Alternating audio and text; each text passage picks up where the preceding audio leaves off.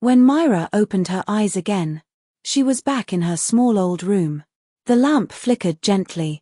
The world was ordinary once more. Her mansion, her fame, her creations gone. But Leah was nowhere to be seen. Only one sketch lay on the table. A single line drawing of two girls holding hands, smiling at each other. Mira touched it gently. A tear fell, but this time it was peaceful. Days passed. Mira returned to painting. But not for wealth, not for recognition. She painted for herself. For the beauty of the ordinary. For the joy of feeling alive. Her art didn't come alive anymore, but her heart did. She began to teach children to paint, telling them stories about how imagination can heal, but only when guided by humility. And though the world never knew about the girl who could draw her dreams, every painting she made still carried a whisper of magic. A silent reminder that the real miracle was not in what she could create, but in what she could become. Moral. Power without wisdom becomes destruction. Dreams without balance become nightmares. Mira's gift wasn't that her art came alive. It was that she learned to create without losing herself. The world doesn't need magic to become beautiful. It just needs people brave enough to imagine beauty, and kind enough to create it with love. So draw your dreams, but never forget to live them too. Leah tilted her head. But I am who you made me, and I am part of you now. Those words echoed like thunder. That night, for the first time, Mira was afraid of her own creation. She ran to her desk, trembling, and flipped through her old sketchbooks. Each page shimmered faintly, every drawing alive, breathing somewhere in the world. Then she reached the first page. The drawing of Leah. The lines seemed to move. Leah's eyes blinked from the paper. You can't erase me, the voice whispered from the page. You brought me here. You needed me. Mira's tears fell on the paper. I just wanted a friend, she whispered. You wanted power, Leah replied. And I am the price of it. The clock struck midnight. The air grew cold. Every drawing Mira had ever made began to move. Roses turned to thorns. The blue bird shrieked in fear. Walls of her mansion cracked. Her art was rebelling. Mira screamed, stop, please. But the world around her twisted. Colors melting, paper tearing. As if the dream itself was devouring her. In the chaos, she grabbed her pencil one last time. Her hands shook, her heart raced.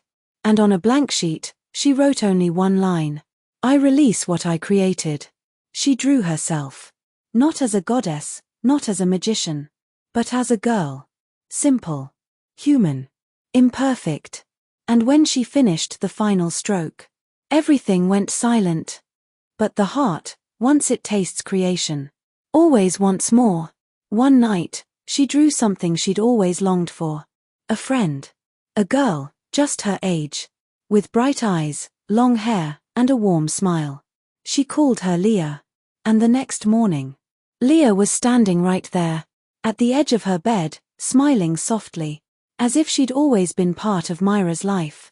Mira's heart overflowed with joy. Finally, she wasn't alone. Days turned into weeks, and the two became inseparable. They painted together, laughed together, and shared every secret. Leah was everything Mira had ever wished for. But sometimes, wishes don't stay pure.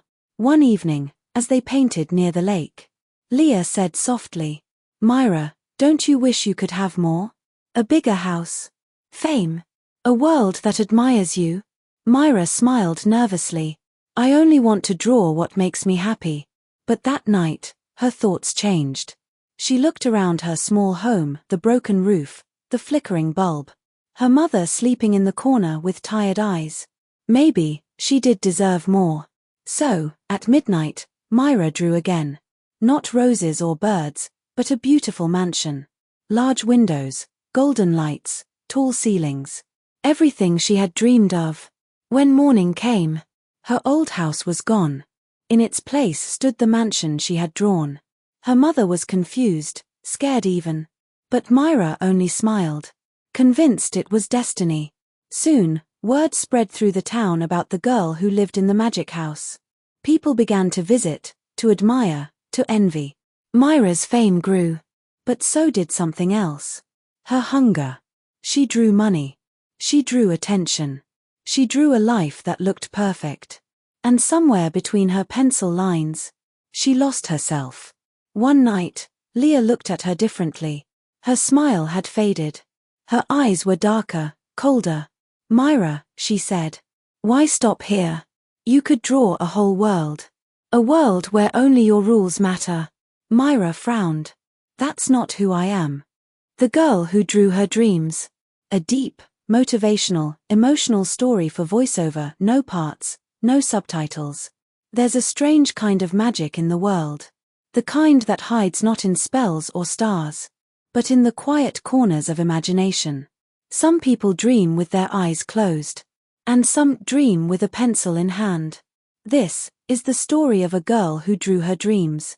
Her name was Mira. She was 17, soft-spoken, shy, and invisible to the world. While others filled their days with noise, laughter, and company, Mira filled hers with sketches. Faces she'd never met, places she'd never seen, and worlds that existed only in her notebooks. She didn't have many friends. Her world was quiet. A small room, a flickering lamp, and the sound of pencil on paper. Every night, when the world slept, Mira would sit by her desk, close her eyes, and let her heart draw what her words never could. But she never knew that her art was listening. One night, when the clock struck 12, Mira's power revealed itself. It started with something small. She drew a rose, soft, delicate, glowing under the moonlight. When morning came, that same rose was on her windowsill. Fresh, real, and alive. She thought it was a coincidence. Maybe someone placed it there. But curiosity whispered louder. So, the next night, she tried again. This time, she drew a little blue bird. The next morning, she woke up to chirping at her window. The same bird, same feathers, same tilt of head, same shade of blue. Her hands trembled. It was impossible. And yet, it happened. She had discovered the impossible truth. Whatever she drew at midnight became real by morning. For the first time in her life, Mira didn't feel invisible. She felt powerful. Alive. She started to experiment. She drew fruits for her mother when food was scarce, flowers for her garden, and sunlight breaking through cloudy skies. Her drawings made her small world brighter, and her heart happier.